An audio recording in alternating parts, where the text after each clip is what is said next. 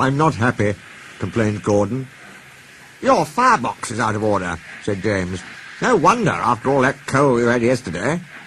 Hard work brings good appetite, snapped Gordon. You wouldn't understand. I know, put in Duck brightly. It's boiler ache. I warned you about that standpipe on the other railway, but you drank gallons. It's not boiler ache, protested Gordon. Of course it is, said Henry. That water's bad. It furs up your tubes. Your boiler must be full of sludge. Have a good washout. Then you'll feel a different engine. Don't be vulgar, said Gordon huffily.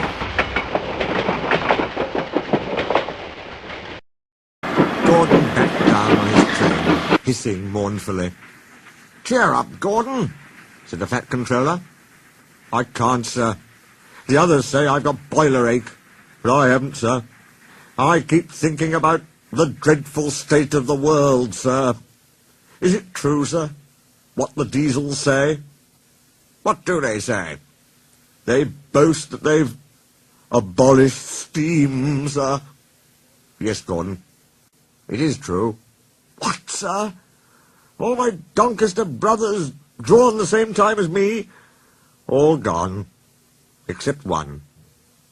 The guard's whistle blew, and Gordon puffed sadly away. Poor old Gordon, said the Fat Controller.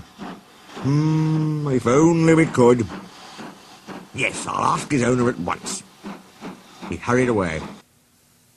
Arrangements took time, but one evening Gordon's driver ran back excited. Wake up, Gordon! The Fat Controller's given you a surprise. Look! Gordon could hardly believe it. Backing towards him were two massive green tenders, and their engine shape was very like his own. It's Flying Scotsman, he gasped. The Fat Controller's brought him to see me. Oh, thank you, sir. Gordon's toot of joy was drowned by Flying Scotsman's as he drew happily alongside. Next day the two engines were photographed side by side. You've changed a lot, smiled Flying Scotsman. I had a rebuild at Crewe. They didn't do a proper Doncaster job, of course, but it serves. I had a rebuild, too, and looked hideous.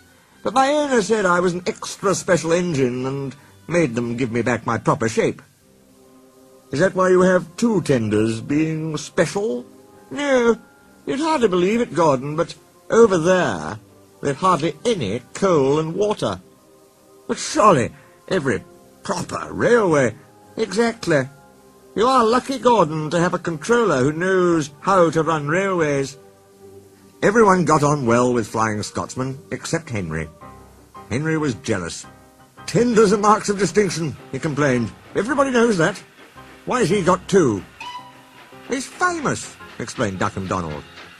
He was the second to go 100 miles an hour.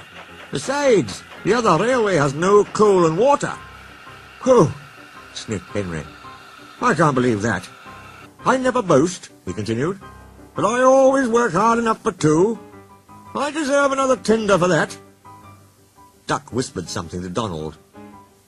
Henry, asked Duck innocently, would you like my tenders? Yours? Exclaimed Henry. What have you got to do with tenders? All right, said Duck. The deal's off. Would you like 'em, Donald? I wouldn't deprive you of the honour. It is a great honour, said Duck thoughtfully, but I'm only a tank engine, so I don't really understand tenders. Perhaps James might... sorry I was rude, said Henry hastily. How many tenders have you, and when could I have them? 6. And you can have them this evening.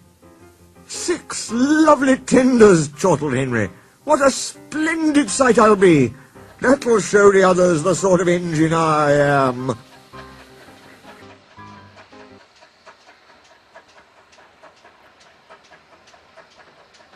Henry was excited. Do you think it'll be all right? He asked for the umpteenth time.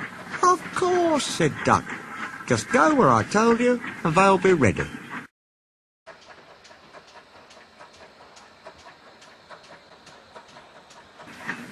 Meanwhile, word had gone round, and the others waited where they could get a good view.